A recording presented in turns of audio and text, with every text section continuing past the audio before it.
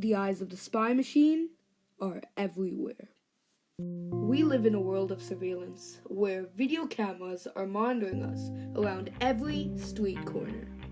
Plus, with the monitoring of individuals both online and on the phone, it's obvious that our privacy is out the door. In the age of advanced surveillance technology, maintaining the balance between individual privacy and national security has been significantly challenging. That brings us to the question.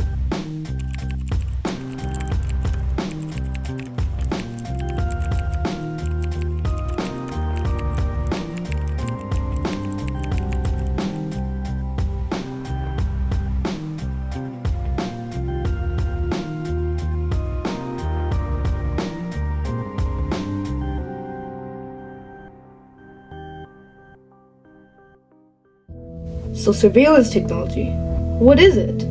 Surveillance technologies are devices and methods used to monitor, record, and analyze data for the purpose of overseeing as well as controlling people, places, and their activities. Origins of modern surveillance technology can be traced back to the late 19th century, when the telegraph enabled the transmission of messages over long distances.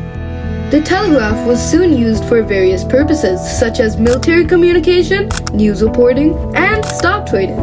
However, the problem with this is that it opened new possibilities for eavesdropping and spying. In 1862, California enacted the first law prohibiting wiretapping, which was the practice of tapping into telegraph lines and listening to messages. During World War II, surveillance technology played a role in intelligence gathering, espionage, and counter-espionage. For example, in 1942, Germany used closed-circuit television, CCTV, to view the launch of V-2 rockets, while the United Kingdom cracked the German Enigma code using the electromechanical device called the bomb. The bomb. The Cold War also witnessed the development of new surveillance technologies such as radar, sonar, and biometric systems, which enhanced the capabilities of detection, identification, and tracking. Did you know that at the NSA's headquarters in Maryland, they built acres of supercomputers to decrypt any intercepted communications? Nowadays, with the rise of computers, smartphones, social media, and the internet, massive amounts of data can be easily collected, analyzed, and manipulated by various authorities.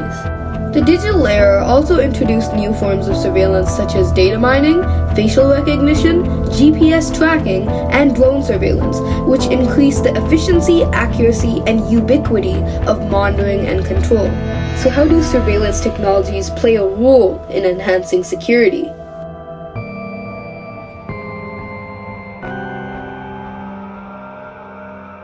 The main domain where surveillance technologies have enhanced security is in the military. Surveillance technologies have been used to gather intelligence, detect threats, and conduct operations in various conflicts and wars.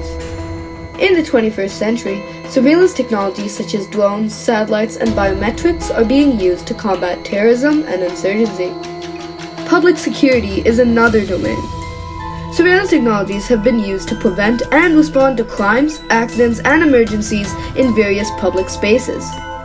Facial recognition systems have been used to identify and verify suspects, witnesses, and victims. However, one example of the misuse of surveillance technology in the name of public safety is the Chinese government's use for monitoring the Uyghur population. In the Xinjiang region of China, wherever you go and whatever you do, there are surveillance cameras installed everywhere, monitoring your every move.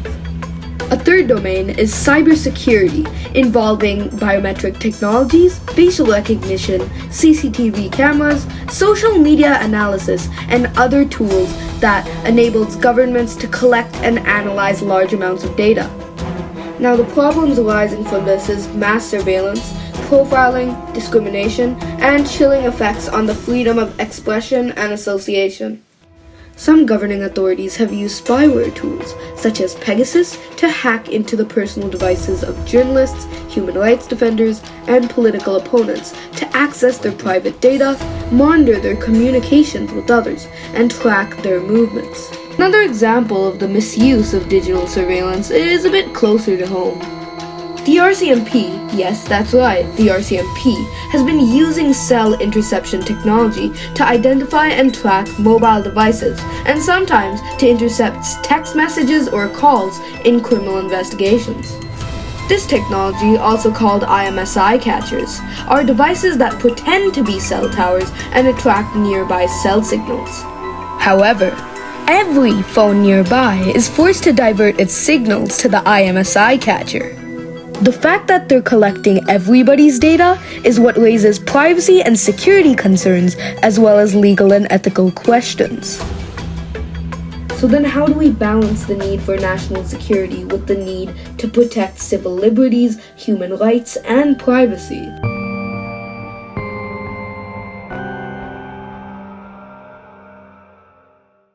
The most important mechanism is to protect personal information collected by people from getting misused. But how do we go about doing this? Through legislation. Governments around the world have been creating an ever-increasing number of laws designed to keep our personal information safe. For example, the Privacy Act in Canada sets out privacy rights in interactions with the federal government.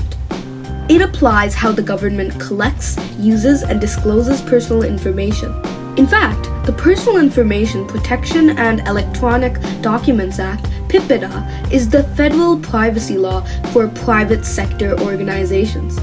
It sets out the ground rules for how businesses must handle personal information in the course of their commercial activity. Implementing security measures. All institutions must protect personal information under their control by making reasonable security arrangements to prevent unauthorized access, collection, and use of this data. Having independent oversight bodies. These bodies provide guidance and enforce laws for protecting personal information. For instance, the Office of the Privacy Commission of Canada invests complaints and gives recommendations to the federal government institutions and private sector organizations to resolve issues that impact privacy. Provide transparency. Governments are required to be transparent about their data collection and use practices. This includes providing clear privacy notices to individuals about how their data will be used and for what purposes.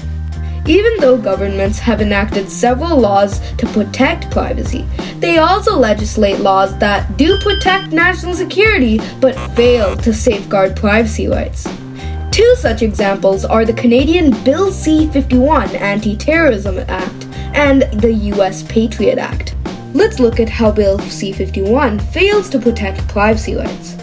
The Act allows government organizations to share information with each other about activities that undermine the security of Canada. This could potentially include peaceful protests and raises of privacy concerns, since the Act would allow federal institutions such as Health Canada and Revenue Canada to share private information with the RCMP on individuals participating in protests. The Office of the Privacy Commissioner of Canada found that the privacy impact of legislation was not properly evaluated during implementation, and recommended that the additional impact assessments must be performed. Now let's look at how the Patriot Act fails to protect privacy rights. This allows law enforcement to request court permission to wiretap specific suspects and use wiretapping and surveillance to investigate terror-related crimes. It also allows for delayed notification search warrants, which means suspects may not realize they are under investigation. The Act effectively allows the US government to monitor your emails and internet traffic without your consent. If you belong to an activist group, the Act could label you as a terrorist. It allows for the indefinite detention of immigrants without proof of their guilt. So, did the Patriot Act have any effect? Not really. Here's an interesting stat. Between 2003 and 2005, out of 143,000 investigations, the FBI reported 53 criminal suspects. And out of these 53 criminal allegations, 17 were for money laundering, 17 were related to immigrations, 19 were related to fraud, and most importantly, 0 were for terrorism.